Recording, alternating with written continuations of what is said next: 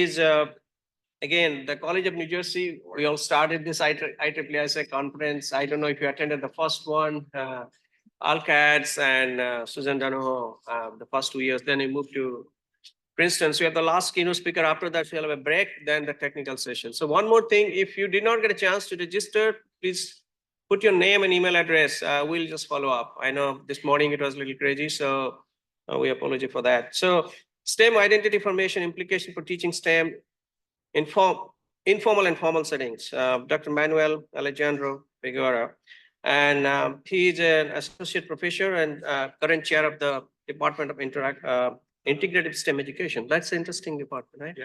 Yeah. So he's very focused. So obviously he has a lot of contribution in the STEM area. He's an NSF Breeze on the doctorate fellow, NSF graduate STEM fellow in K-12 education. So it's very appropriate keynote speaker to have the sixth one today. So I'll hand it over to Dr. Manuel. Thank you. Thank you so much. Thank you. Thank you, everyone. Yeah, this is actually my first conference here. So I'm glad. I've always wanted to come to your conference, so thank you for the invitation. I am from the College of New Jersey, which is 15 minutes away. All right. And I studied biomedical engineering, and while I was in grad school, I got an opportunity to work with teachers in Philadelphia, and I really fell in love with teaching. And when the opportunity came up to come to TCNJ and work in a department that prepares teachers, it was like the perfect fit for me. So we do integrative STEM education, and I want to talk about that because today is really in a lot of ways, there's a lot of scientists and engineers, and maybe a lot of future scientists and engineers. And at some point, you've decided that, yes, I am a scientist, or yes, I want to be an engineer or mathematician or technologist. And that's all about making a STEM identity. So what I'm going to talk about today is that. And I want you to first kind of just take a second to think about your first experiences with science and engineering. When you were little, what was like the first thing you remember related to that? Okay, we'll do one. Yeah, go ahead.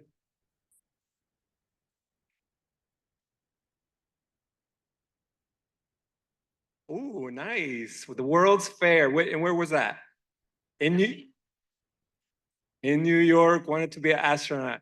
So perfect. I think we all have some experience like that we can remember. And I'll tell you mine. So I'm from Panama, and I was born there. And when I was little, I still remember going to the Panama Canal, right? And just walking across the locks and seeing those huge boats come through there and seeing all the water lift a boat down into the Pacific Ocean, just like an elevator, right? It's crazy how much engineering and technology that took. Now, when I was little, I didn't know any of that. I thought it was just really cool. But that experience somewhere in my mind developed some interest. And, and now when we look at it, you go there, you can go on a boat tour on the Chagres River and see the large boats that have come from all over the world carrying like automobiles and all your electronics. And they go through these very tiny channels that require these mules that move it through in place to the elevator. So it's a whole synchronous process, and it affects the whole world. I'm pretty sure there's got to be a study about how many engineers come from Panama, because I think this probably affects a lot of people, okay?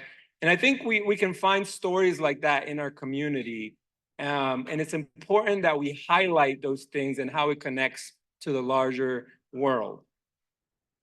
Okay, so I am at the College of New Jersey, and I wanted to highlight that we've had a major there since 1998 that was math, science, and technology.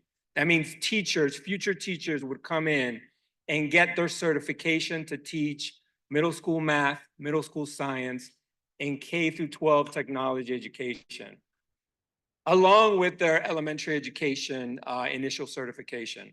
So it's huge value that you could teach all across the K through 12 and have all these math, science classes.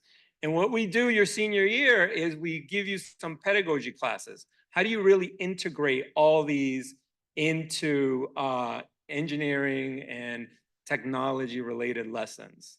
Okay, we start with the application and then we talk about what the math and science is. We also have the technology and engineering education, and I just have a little history there of how that major has changed over time, going from industrial arts all the way to technology and engineering education. So we really have this program where we prepare teachers for STEM education.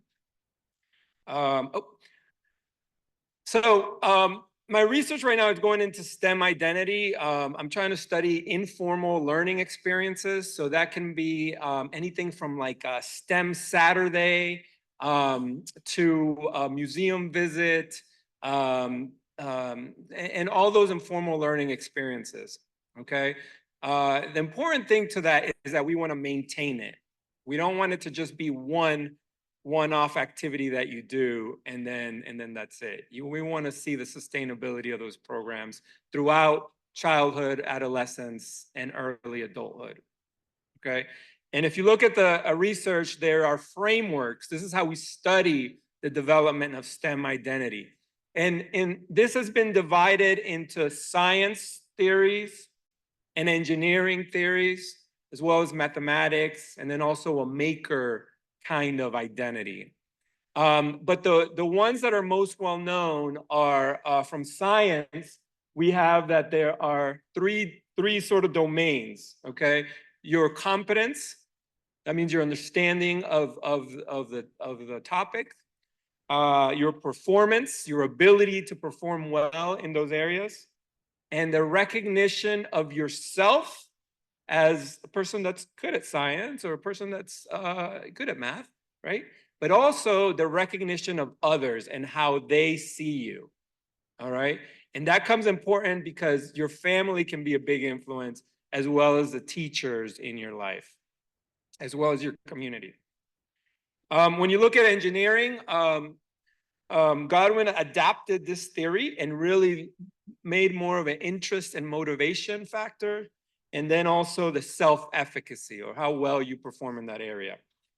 And then same thing, recognition by self and others, okay? The question I have is like, instead of having these as silos, why don't we have an integrated STEM framework, right? Or should there be? Maybe that's not a good idea. So let me tell you why I think it is a good idea. Okay, because we can look at the careers that are out there. We can look at the doctors. We can look at physicists, those people working in tech companies. And we can see where they performed well when they were in school, okay? So in this longitudinal study by Way in 2009, it showed how well students scored in math and verbal. So that was mostly done through SATs or other standard assessments. But they also had them do a spatial ability test, or how well you visualize things in your mind in 3D space. Okay, and they graphed that on the same scale as math and verbal. And what came out of that is that all the people in the STEM occupations shared what were kind of together. Math and science and engineering professions scored really high on math, but they also scored really high in spatial reasoning, right? Verbal was low to medium, but and then you compare that to non-STEM majors, and you see they're sort of in different quadrants. So while each STEM profession is different, there's still some ways of thinking that they have in common, whether that's inquiry or design. These things are important for us to do well in STEM fields, okay? The spatial visualization is very important because if you're doing any kind of science, you're gonna have to visualize things at the nanoscale or at the atomic scale or even in large scales, right? So it's important, even if you're not doing engineering, it's important to be able to visualize those things in your mind.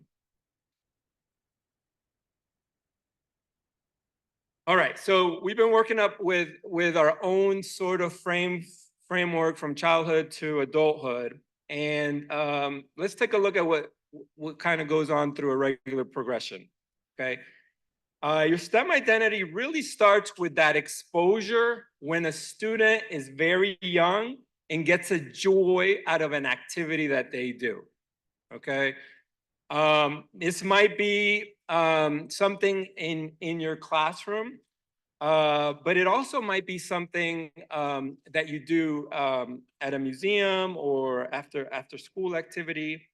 But it's a exposure to STEM activity that allows you to practice those ways of thinking, the habits of mind, developing argumentation so you can understand what's going on, and making connections to sort of the real world.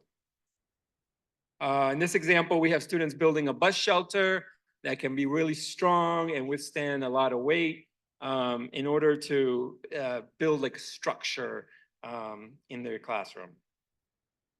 Now, what we know from the research is that parents have a very large influence. Parents and caregivers in the pre-K to elementary levels are drivers of this, right? I think that makes a lot of sense. But as kids grow up, you know, it levels out. The parents goes down, and then the teachers around middle school really are cited as the most influential people that gave them interest. But parents are influential in those early years, especially if at home you're talking about science, you're asking questions to have students explain what's happening. And then also driving those participation in informal learning experiences. That last part is important because we don't spend most of our time in school, right? Throughout your life, there's an article in Science Education that shows that 95% of our life is outside of the classroom, right? So that means you're learning science and explanations for science and engineering outside of the classroom as in informal learning experiences, okay? So we have to sort of remember that to be able to design those experiences so they're valuable and they keep people going down the track for learning more. The other great thing about it is they don't follow a curriculum, which can be good for children if they want to work in a small group. Maybe they'll have more one-on-one attention, or maybe they'll have another adult figure or young, adult figure that can help them understand what they are learning. So informal learning experiences allow the designers to prepare it and tailor it for that particular population.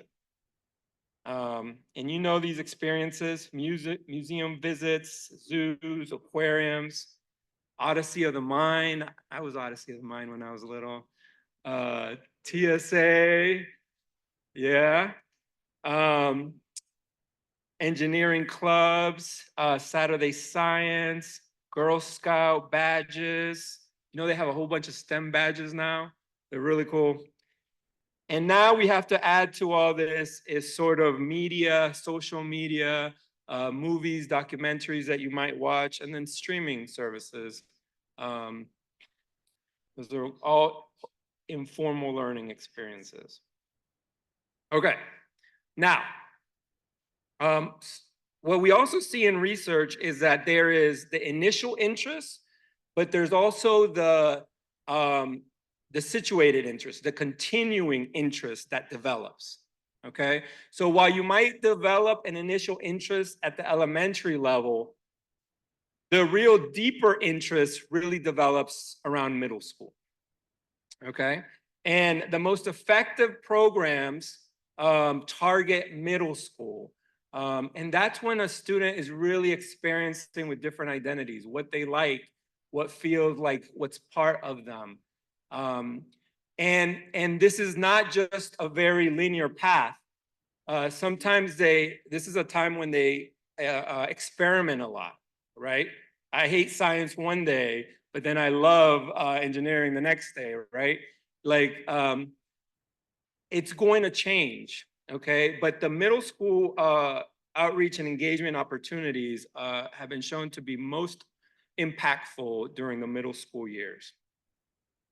And that's exactly the same point where teachers become more influential. So it's important to have good relationships there to develop STEM interest. So I'll talk about that in a second. Okay, so our model that we are developing goes from kindergarten to high school, and it goes on the idea of doing, being, and becoming a STEM person. Okay, doing and being is not new, right? That was first talked about by Archer 2010 and Gaisley as well. But what we're doing is adding it to an integrative STEM identity, all right? Where the doing is your hands-on learning, okay? That gives you that first interest, that first joy out of that experience, okay?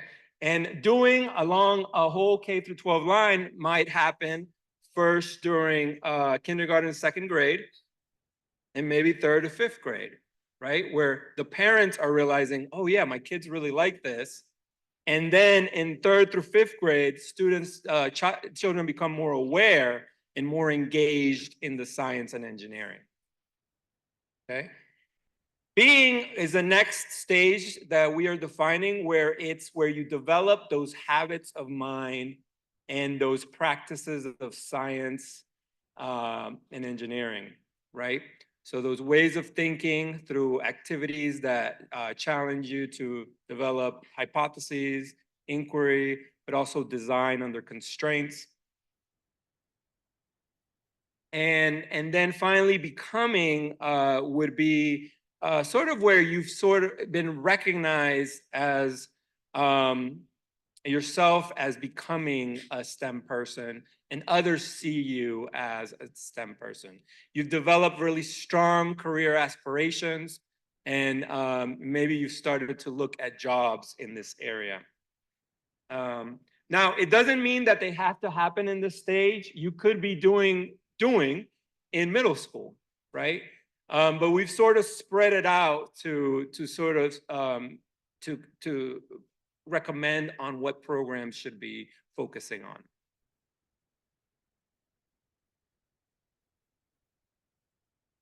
All right, so some of the pathways that I'm recommending to people is to really engage with middle school and high school STEM teachers. I mean, it's great to have an outreach program, but I think it's more important to establish a connection with a teacher that's going to be doing this year after year, and really helping them build the self-efficacy and having the resources that they need to do this. So there's some great programs that do this. Engineering for USA, RET programs, GK12 fellowships where grad students can come into your classroom. Of course, mentoring and after-school club, and then really going into the school. Like, I want to see more professors going to the schools and working with the teacher. You know, that's going to drive better results. Also, partnering with programs that already expose students to engineering. again, by having either industry expert or professor there can really help give more real applications. I mean, you guys talked about this earlier, so that's just the perfect example. And giving that real context. So here's some recommendations that I have. Make sure the programs that you're designing are more are intentional in terms of that sustained engagement, especially if you're looking at a middle school to high school age population, right? You want to be able to capture their interest and then having them continue to come back. Focus on inquiry and design. That way they can practice the being, the inquiry, and the habits of mind of science and engineering. I recommend to work together with a middle school STEM teacher, use the train the teacher model, but it just helps really increase self-efficacy. If you are working with younger kids, include the family members, right? Have activities that they can work with their kids or the caregivers, because they're going to drive kind of their next experience and sort of get them in that pipeline. And then I think spatial reasoning, it's been shown that those occupations, those workers score high in this area. So I think we have to have programs practice those visualization skills. I think that's my last slide. So I can take some questions. Thank you.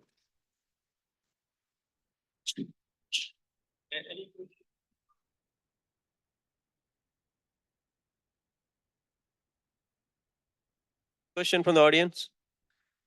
So I think, I don't know, I have a question maybe. So this is a new curriculum, the department. Do you know any of this kind of departments elsewhere in the country or internationally?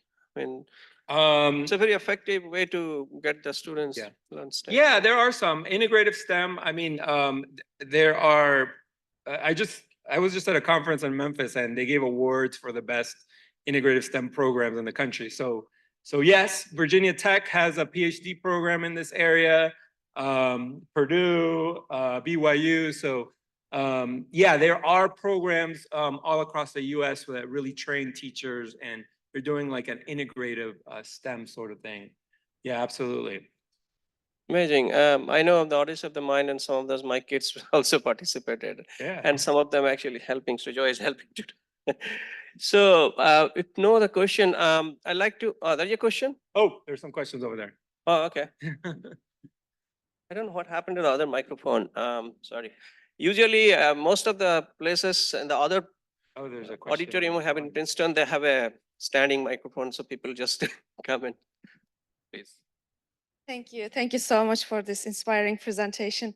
My question is related to the definition of integrated STEM education. Like, how do you define it? Oh. Because I think like there is some confusion around how we define integrated STEM education. Right. And, you know, I'm coming from Purdue. We do research on integrated STEM education. Oh, okay. But that's also one challenge that we are having all the time. So yeah, let me tell you how I define it, because I think it depends on the scale that we're looking at this. Okay, any problem that you look in the real world is an integrative STEM problem, right? It's not just science, and not just math. It's really the connection on that, and you're going to be in a team to solve all those. Okay, so if you are in industry or you are at the PhD level, you're truly doing integrative STEM sort of work, right? I think we get caught up in saying, well, science has to be one way and engineering has to be one way. But I do believe that in elementary and in middle school especially, you do have to sort of teach them separately, but show the connections, because you are building that foundation. But you have to show the connections between the fields, because eventually when they're done with school, you're going to be looking at integrated problems. So we teach from showing the technology first and showing how the science and math goes around it. And we're teaching that at the college level. But yeah, it changes. I think that's okay. It changes depending on what level you are teaching it at.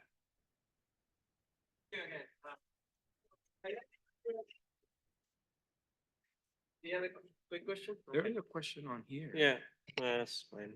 You have a question, sir? Oh, yeah. Oh, sure. Absolutely, sure. We have a break. Yeah, absolutely. Tremendous need. Yeah. Right here. Yes, yes. So, yeah, thank you, sir.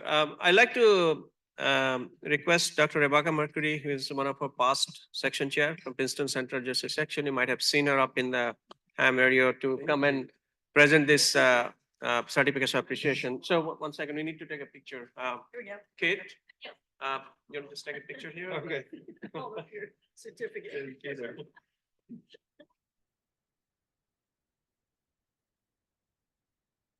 Thank you. Thank you. So I guess this is the end of the keynotes. Now the break. Around 3:15 or so, we're going to start the next round of presentation. And please follow the signs on the rooms. And there is a whole dashboard in the front, if you know where you have to go. There should be some coffee, cookie stuff. And if still did not get a chance to eat properly during lunch, there is some pizza there too. And there is also virtual presentation going on during this break. So if you like to take your coffee or cookie and go to any virtual presentation. And student volunteers, thank you again. So hopefully everything goes smooth in the afternoon. I hope to see many of you, all of you next year. We'll just stay tuned. Thank you, folks. It was exciting to Yeah. see that, you know, yeah, I wanted to do- the same, it's really important. Yeah. Very important. Like, really. Yeah. Right. I could have, yeah, I could have done something here too, but like, I remember like walking. Yeah. Right. But the room, they didn't update the schedule outside. Oh my God. Outside. So, wait, can you give me a picture of the schedule outside? It should be on the door. Look, you guys. Yeah, thank you. Really good work. No. They don't, they couldn't figure out. Can I grab this? Oh, yeah. It'll Sorry. be okay, right? Yeah. Yeah. Just add what you want. Oh, okay. Hey, hi. Yes. Hello.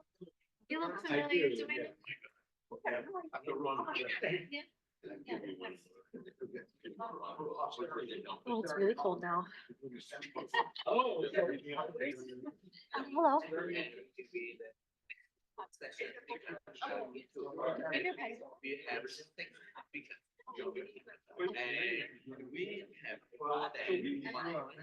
There's two mics. Yeah. Yes, of course. Yes, of course. Wait. Hello? Yeah. Okay. What do we do? Huh? Keys, so basically, you're just gonna like announce everything and then like tell them when their time's up, all of that. Can you send it, I'm not sure that's. What is that? The file, you could send it. No. Yeah, but it's already Have a here on the desktop. We did number, we did. I wouldn't know. Let's just do it. I know. Oh my God, it's right. I now have a slideshow. This might like. Okay, we'll have it open. Or not this month. Okay, oh, okay. Are you, which number are you? I'm number 4. Wait. Michael Shu. Help, I mean. Yeah. Wait, this is the one from last time. Yeah, what's outside. Yeah. Oh. Oh, there's nothing else outside? Okay, let me ask. Wait, excuse me. Sorry, would you see the schedule outside? Oh, okay, Oh. wait, what's your presentation called? What's your name? Oh. Okay, wait, it's, I can check outside again. Wait, which door did you check? The right side or left side? The one right next to him. You have to check the left side. Yeah. That's the entrance. Okay.